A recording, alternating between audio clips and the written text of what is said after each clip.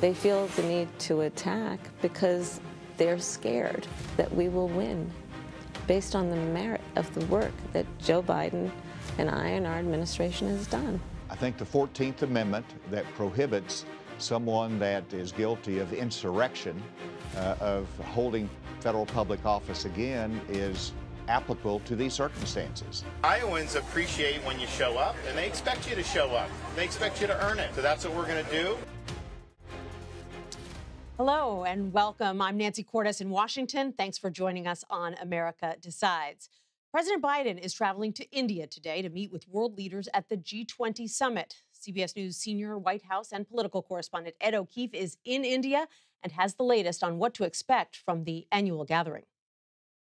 Well, Nancy, hello from New Delhi. This capital city is in final preparations for this weekend's G20 summit. We've noticed freshly paved roads, fresh coats of paint, and plans for a three-day holiday in hopes of keeping most of this city's 33 million residents off the streets while world leaders gather here. President Biden is set to arrive Friday evening New Delhi time and go right into meetings with the Prime Minister Narendra Modi. They've met about 10 times. Met or spoken 10 times since the president took office, but this will be President Biden's first visit here to India since he moved into the White House. There are some notable absences at this weekend's G20 meetings, however, which is casting some doubt on how effective this organization remains. China's President Xi Jinping won't be here for the first time since he became China's leader, and Russian President Vladimir Putin will not be here either as he prepares to meet with North Korea's leader in the coming days. Also notably absent, Ukrainian President Volodymyr Zelensky. Ukraine isn't a member of the G20, but it was invited last year to address the group virtually when they met in Indonesia. India did not extend an invitation to Zelensky because it remains officially neutral on issues related to the war in Ukraine. But the G20 is a gathering of the world's largest economies, so it's less about war and peace and much more about dollars and cents and issues like global development and infrastructure, a favorite topic, of course, of President Biden. From here, on Sunday, the president heads to Vietnam for meetings with that country's leaders as they seek a closer relationship and strategic partnership with the United States amid the growing threats and provocations by China, especially across the South Pacific. China will remain a major topic of conversation, whether explicitly or in the background, as the president travels across Asia in the coming days. Nancy? It sure will be. Ed O'Keefe in India, thank you so much. And while President Biden is headed to India, his vice president, Kamala Harris, was in Jakarta, Indonesia this week for the Association of Southeastern Nations Summit. She spoke to CBS News chief foreign affairs correspondent and Face the Nation moderator Margaret Brennan. They talked in a network-exclusive interview this morning. And she responded to criticism of her from Republican 2024 hopefuls, and she addressed concerns that some Democrats have about President Biden's age. Here's part of that conversation. So you're 58 now. If you win a second term, as you and the president are running to do, he would be 86 at the end of it. And we are seeing Republican candidates hone in on you in particular as being next up for that job. Nikki Haley says a vote for Joe Biden is a vote for President Harris. Chris Christie, I want to be clear that I pray every night for Joe Biden's good health, not only because he's our president, but because of who our vice president is. Ron DeSantis, Harris is Biden's impeachment insurance. People know if she were president, batter the doors. As bad as Biden did, it would get worse. How do you respond to all of that? We are delivering for the American people. And the reality of it is that, unfortunately, very few of those who would challenge our administration actually have a plan for America. You look at what we have accomplished, Margaret. We have created over 800,000 new manufacturing jobs in America, 13 million new jobs, unemployment at record lows. We have capped the cost of insulin for seniors at $35 a month, capped the cost of prescription drugs on an annual basis at $2,000. But they're talking about seniors. What you would do as president as being a risk. They're honing in on you. Why do you think that is? How do you respond to those attacks? That's not about policy. That's about you. Listen, this is not new. There's nothing new about that. I mean, listen, in my career, I was a career prosecutor. I was the first woman elected district attorney of a of San Francisco, a major city in this country, and reelected. I was the first woman attorney general of the second largest Department of Justice in the United States and reelected. I was a United States Senator. I represented 1 in 8 Americans, and I'm now Vice President of the United States. They feel the need to attack because they're scared that we will win based on the merit of the work that Joe Biden and I and our administration has done. But even Democrats are worried about the president's age. The Wall Street Journal had a poll showing 2/3 of Democrats say Joe Biden is too old to run again. Are you prepared to be commander-in-chief? Yes, I am, if necessary. But Joe Biden is going to be fine. And let me tell you something. I work with Joe Biden every day. The work that, under Joe Biden's leadership, our administration has accomplished is transformative. What we have done, for years, administrations talked about what they would do in terms of Infrastructure Week. Remember that? Mm-hmm. Under Joe Biden's leadership, we have transformed and are in the process of transforming America's infrastructure with an historic investment in not only roads and bridges, but high-speed internet, what we are doing around issues like lead pipes, and I could go on and on. What we have done in terms of 800,000 manufacturing jobs, what we have done to cap the cost of prescription medication. Many have talked about doing this. This is the work under Joe Biden's leadership that has actually been accomplished. And I think the American people, most of all, want a leader who actually gets things done. Mm-hmm. And that is what Joe Biden has accomplished. You can watch more of Margaret's interview with Vice President Harris this Sunday on Face the Nation. And Ashley Etienne joins us now. She is a CBS News contributor, and she's the former communications director for Vice President Kamala Harris and former House Speaker Nancy Pelosi. Ashley, great to have you here. So curious what you make of her response to Margaret's questions, as Margaret laid out some very pointed, very personal attacks at the vice president by these Republican contenders. Did she push back forcefully enough? I mean, I thought she looked strong. I thought she looked comfortable in the role. And that's a big statement. The other thing I noticed, too, is when asked, was she ready? No hesitation. She said, yes, I'm ready. Well, what's the alternative? What are you going to say? I'm not ready? No, I mean, you've been in politics as long as you've been covering politics as long as I've been in it, right? And the reality is there's a lot of answers. You could say, well, we have one president at a time, blah, blah, blah, blah. But she leaned in and was very affirmative that she's ready for the job. And I think that that's a big statement for her. And then as we think about why she's being attacked, I worked for Speaker Pelosi, and she used to always say the reason why Republicans are coming for me is because I'm effective. And I think that's the thing with the vice president now. She's finally starting to get her footing. She's finally starting to get more comfortable in the role and also taking more calculated risks that's actually working to the president and her benefit going into this next election. So it's no surprise that they'll continue to attack her. I think the interesting thing will be, what does she throw back at them? You say she's finally starting to find her footing. We're 2.5 years in. There's this new book out by Franklin Foer that everyone in Washington is reading that really talks about a vice president who has sort of struggled to find her place within the power structure at the White House. Why do you think she has struggled? And what makes you say that things are getting better on that front? Yeah, I think the reason, I think we don't give her enough credit. She's been the top executive in every role she's ever had. She's been the first in every role she's ever had. It is very hard. I've worked in that building twice now for president and now, and most recently a vice president.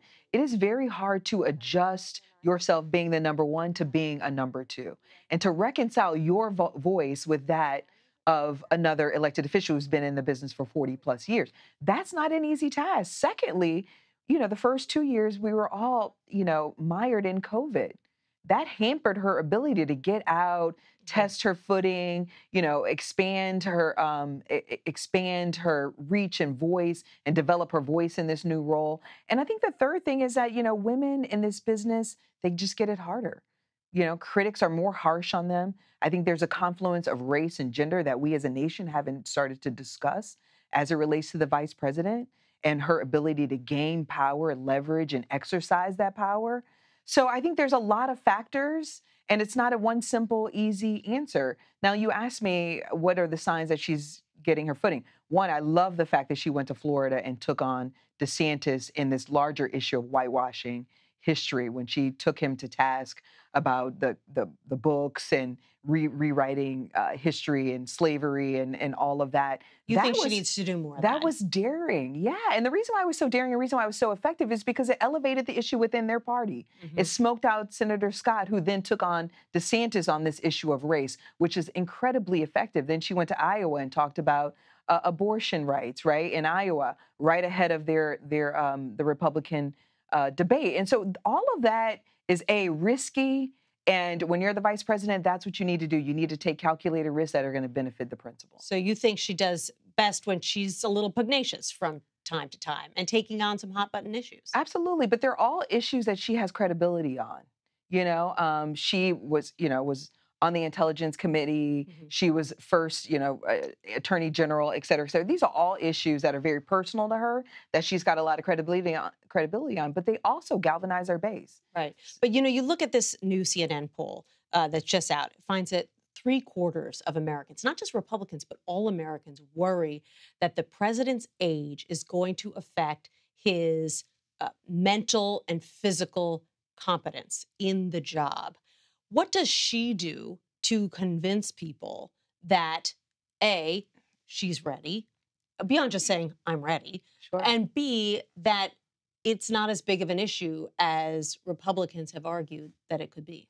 I think she does what she is doing, which is taking those calculated risks on issues that matter to not just Democratic base, but then to marginal voters as well, like abortion, double downing on abortion. She just recently announced that she's going to be doing a college tour. CBS had a poll out recently that said she's performing 60%, or favorabilities 60+% with voters 30 years and younger. That is a huge sweet spot for her that she can exploit that really adds value for the president. So I think that's the way that she does it. She gets out here, she has to take risk, she has to garner media attention, build out her voice a little more, and then just do it over and over and over again with, not at all relenting. Right. Yeah. Certainly no bigger issue that's animating the Democratic base right now than abortion. So, well, maybe I Donald think Trump. Okay, they're probably tied. Ashley Etienne, thank you so Thank you, much for Nancy. bringing your insight today. Appreciate it. A new court filing from former President Donald Trump's legal team says he may seek to move the Georgia 2020 election case to federal court. The former president has until the end of the month to officially make the request. Several of the former president's co-defendants are pushing to move their cases to federal court, including his former chief of staff, Mark Meadows.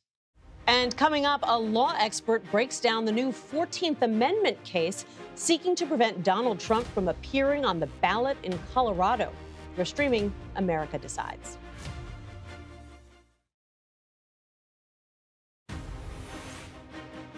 Welcome back to America Decides. The government watchdog group Citizens for Responsibility and Ethics in Washington, commonly known as CREW, has filed a lawsuit to bar former President Trump from appearing on presidential ballots in Colorado. The case claims that Trump should be disqualified from running due to Section 3 of the 14th Amendment. It's a post-Civil War provision that bans insurrectionists from holding public office.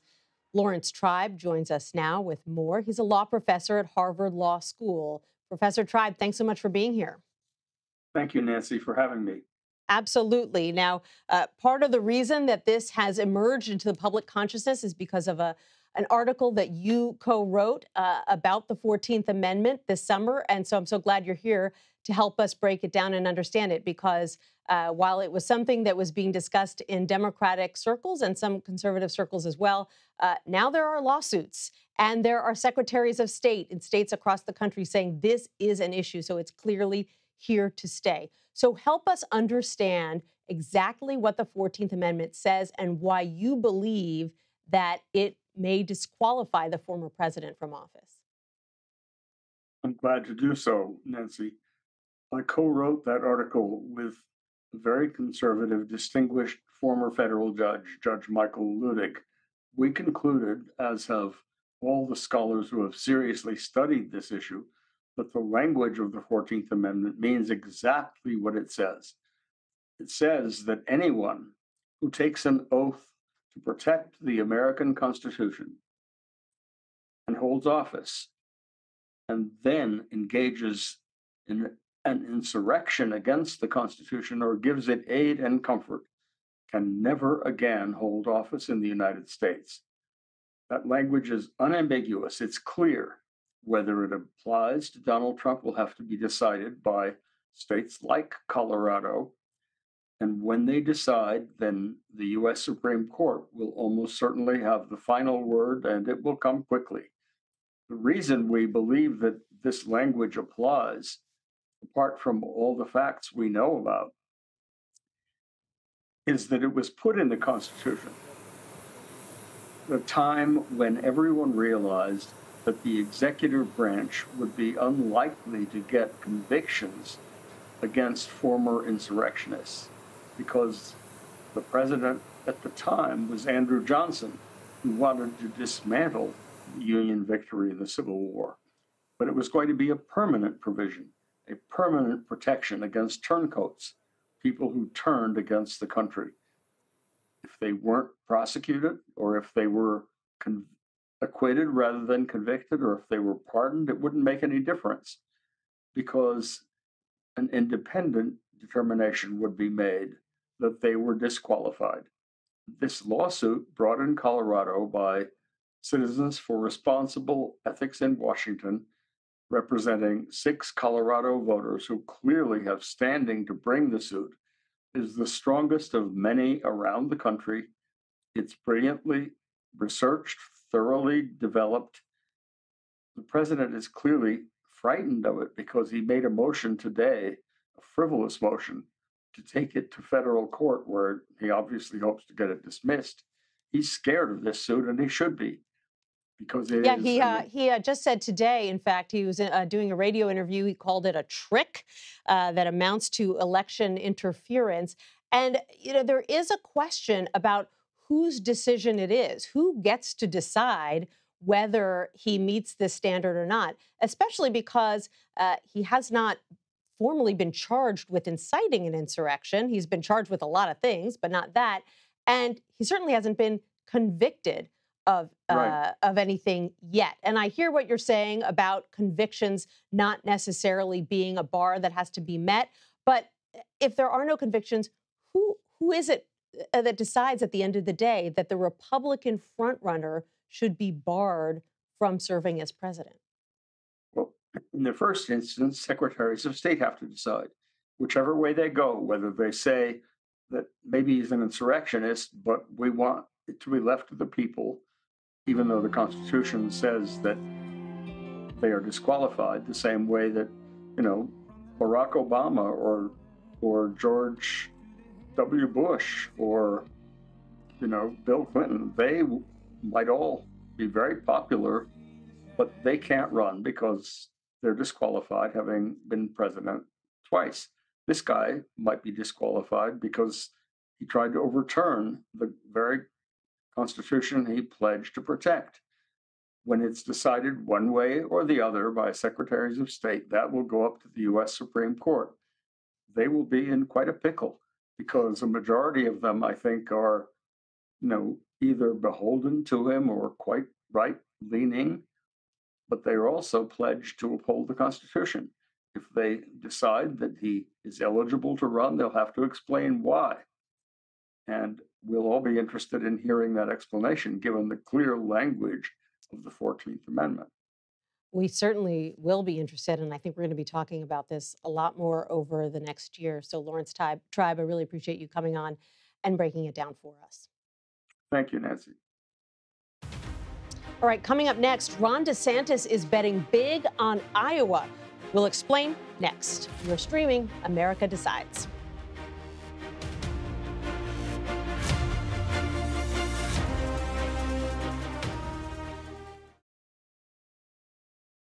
Iowans appreciate when you show up, and they expect you to show up. They expect you to earn it. So that's what we're going to do. Welcome back to America Decides. Shakeups and polling struggles have defined Florida Governor Ron DeSantis' campaign for the last few months. Now CBS News is reporting that DeSantis is going all in on Iowa. CBS News political reporter Aaron Navarro joins us now. He is the author of that new report. So, not necessarily surprising, Aaron, that a political candidate would be focused on Iowa. What is different about the DeSantis strategy? Well, it seems like they are really honing in on the grassroots operation and are planning to really lean on it to try and find success in Iowa. They say that this is the same method that Ted Cruz used to narrowly beat Trump by about 4 points in 2016. Rick Santorum also did, the quote-unquote full Grassley, a tour of every county in Iowa, which DeSantis is doing. But it's really building grassroots support, and it's what DeSantis's campaign, his allies think, will separate him from the rest of the field and Trump, in part because they have the funds to do so. And what does their grassroots operation look like in Iowa right now? Because obviously early on, he had tons of money. The super PAC had tons of money. They hired all of these people. Right. Then they had to pull back. They had to let people go.